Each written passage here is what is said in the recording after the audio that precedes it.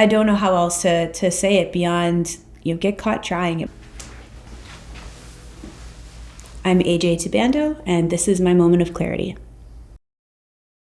I'm currently the CEO of Shift Canada. I spent the first 5 years of my career as a political staffer with the provincial government in Ontario, and then decided to leave and take everything I loved about policy and creating policy changes and try and do that through entrepreneurship. Since becoming an entrepreneur, built 2 social enterprises, one a for-profit, one a not-for-profit. My last organization, Palette Skills, grew from myself and a co-founder to being over 70 people, serving 10,000 workers across the country. I've now, since leaving then, become the CEO of Shift Canada.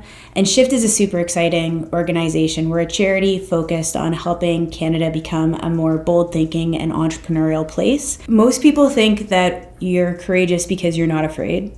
But what I've learned is that courage is being afraid and doing it anyway. And that's true in life, that's true in business, that's true in anything you're doing. We often think that if something feels scary or overwhelming, or that you don't feel confident or certain in it, that it's a sign that you're not doing it right or that you don't belong. And I think that real courage when you are an entrepreneur, when you're in business, when you're in politics, wherever you might be, is recognizing that that's not a moment to avoid doing something hard. That's a moment to prove what you're capable of and not being afraid to try, and having the confidence to know that if it doesn't work out, and oftentimes it won't, that you can handle it. So for someone who's, let's say, founder curious, thinking about becoming an entrepreneur, but is worried about the risks, I would say try.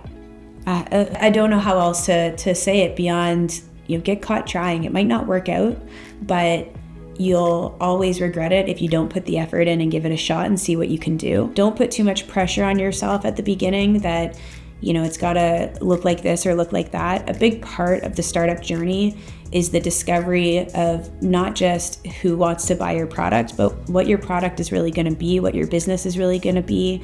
And so treat it like a science experiment. You have a hypothesis of something that you can create, and then start figuring out how to test that hypothesis and see where it takes you. Figure out what's the smallest step you can take wherever you are today. You don't have to leave where that is if it's a job or something else. So start where you're at, start small, but start.